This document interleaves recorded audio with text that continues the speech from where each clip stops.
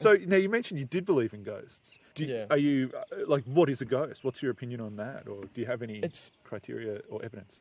Well, we believe that ghosts are some form of energy, otherwise our EMF detectors won't pick them up. So we could say they're made up of electromagnetic energy. But that's always up to debate and controversy. We're always up for people's ideas and opinions, new research coming in that we'll read and go, okay, this changes my belief in this to that. So we're always open to it. We're not sort of stuck in our ways kind of thing. Yeah. Always up for learning. We're constantly learning all the time. Because you're right, you said before, there's a lot of information out there, and some of it's either better than others. Yeah, exactly.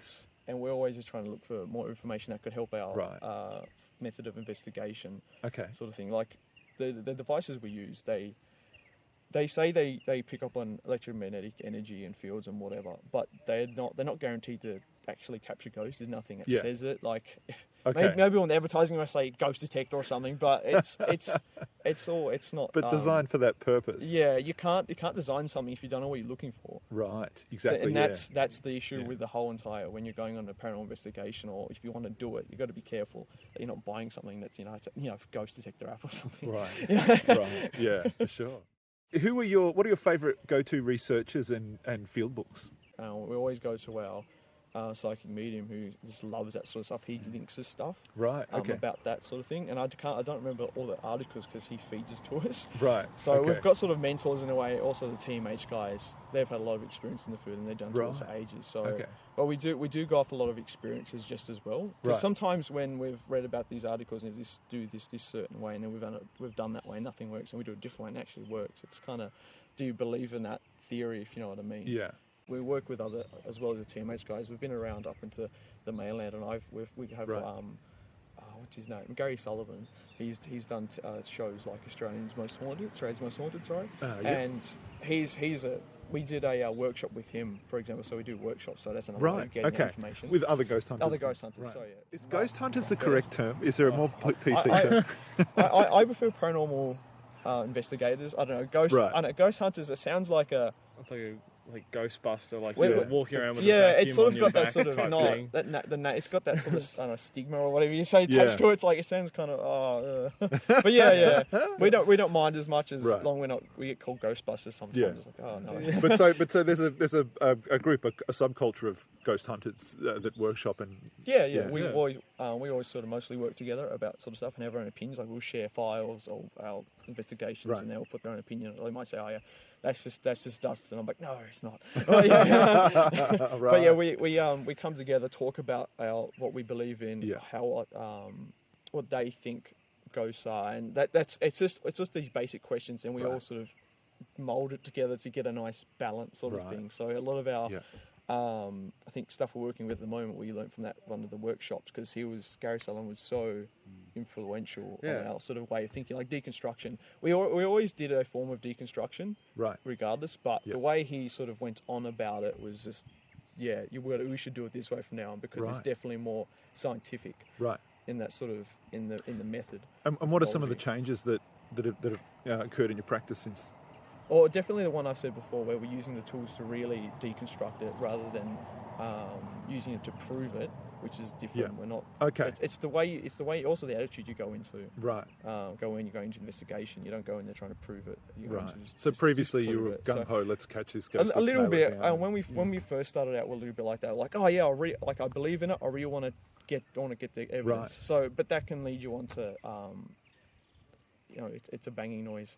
That's a ghost. No, it's not. It's a window. Yeah. It's like you kind of, because you want to believe that it is real, but it's not always the case.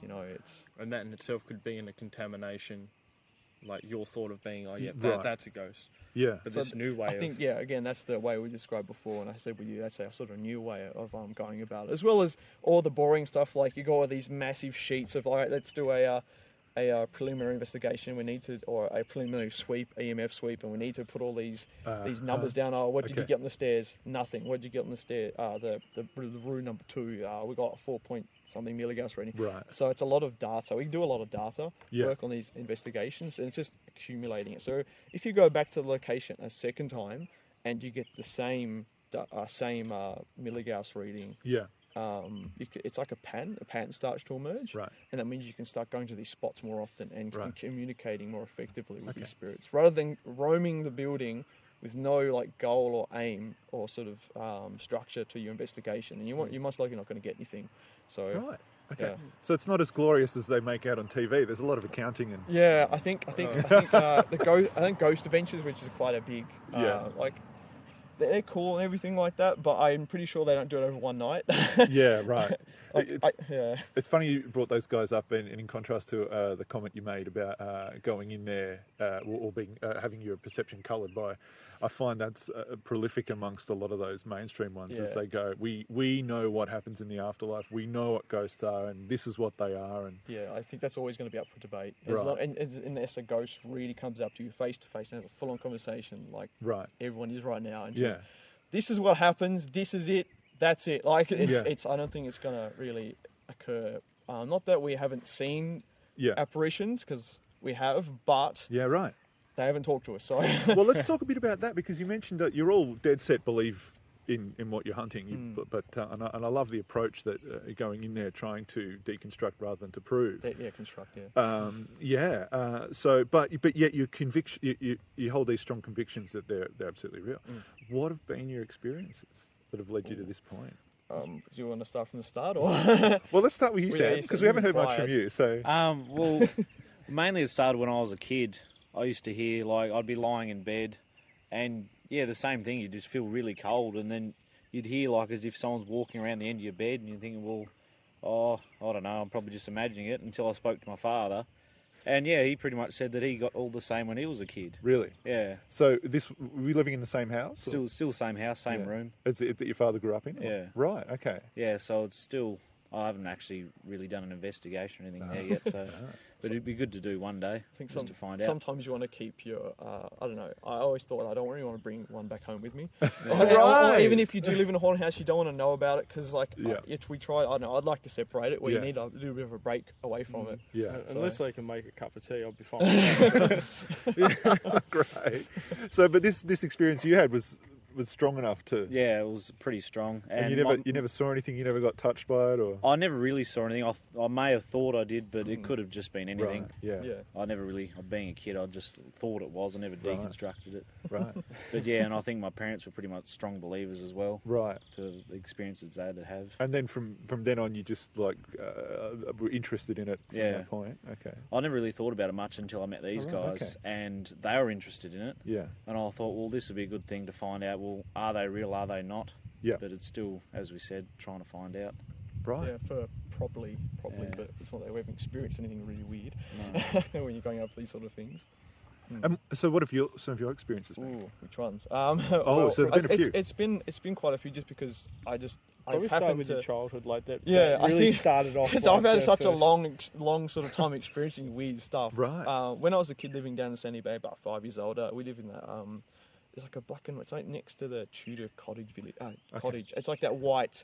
It's like that white sort of black and white old buildings that you've seen. I can't remember the name of it. Sorry, but anyway, it's a quite a large building. We're renting it, and I got the room that was again, as Sam said, it was like a cold room. It was very cold. You go outside it, outside into the hallway. It wasn't cold. I used to see things go past the door. In the hallway, and my family had also experienced these sort of things, where there'd be strange cold spots, shadows that in the corner of your eyes, or I remember one time my father, I was in the room sleeping when I was a kid, and my father was out in the kitchen. He saw something go past the kitchen window. Now, all around the house it's all open. It's a good 150 metres to the nearest. It's nothing to obscure the view, sort of thing. That someone had to run that fast to get into cover to hide if there was someone. He saw it, he rushed out around the corner, nothing.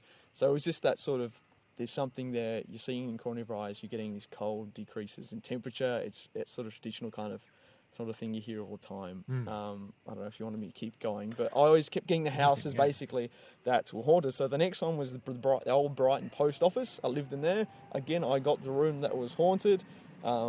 I used to have real bad nightmares. Really? Yeah. And this was about 7 or 6. Oh, really? Yeah. So I'm still a kid. And I had to. It was that intense. I actually I was sleeping in my sister's bed at that stage. Really? As a kid, it was that intense. And then we found out by the next door neighbours that someone had died in my room. So that was fun. And what were the nightmares about? Were they specifically about another person, or I don't really like that person? I think there was. I just remember it was like some sort of dark figure sort of thing, and it used to petrify me in the dreams. Yeah. But it didn't happen all the time. Like it wasn't a full-on horror movie where these okay. things are really intense and there's monsters. It wasn't like that. It was just that strange sort of feeling. You'd get petrified, have a nightmare, and I'd have to leave. And in that same room, the door always used to open. My mother was in there. Yeah. She was doing her stuff. No windows open or anything. The door would open and close by itself. So that's just another thing on top. After that, I think I was okay for about 3 or so years, and I went up to Medina, and I got another haunted house. Oh, really? And, in Hobart? No, Medina. Medina. Yeah, all the way up the Drill Valley. Yeah, okay, cool. I'm with you. Sorry. Lovely forestry area. And that's where I met Ben. Right. He experienced the same sort of thing, and there was I think it was an old lady who used to live there. And she must have passed away there, and she used to smell perfume, used to hear her walk up the hallway. Ben was there and he experienced it. Yeah, it was like she ran down the, like, I was watching a movie with Stan and his dad just in the lounge room, and the lounge room was covered up by like curtains in the walkways just to keep the heat in. Yeah. Because Medina is a very cold area, so you'd want to. And we hear running down the hallway, and then out through the kitchen, and then slams the back door. And we all just look at each other. It's like, well, what was that? And then we go up to each of the rooms. It's like all of them were in bed. His sister was in bed. His little brother was in bed. Mum was in bed. It was just strange things. It was really weird. Medina was definitely a hot spot. Yeah, I think back in the 70s, they had UFO spottings up there. If you've ever heard about that, like tons of UFO spottings. I haven't heard of the Medina spottings. I've heard a few in Tasmania. I think it was in 76. Right, I'll look it up. My grandfather he was a part of the tour folk back in the late 60s and 70s, and up until I think 2013, he wrote a book thing on it. So that's why I'm probably a little bit about that sort of thing. But I think that was the ghost sort of side of it sort of covered. I think that's all my early childhood experiences, which is quite a bit. So I've always believed in it. Yeah. But until recently, I was like, well, why not put a team together, go and try to not prove it, but find out answers. Yeah. And again, deconstruct it until we get something that's you cannot logically explain.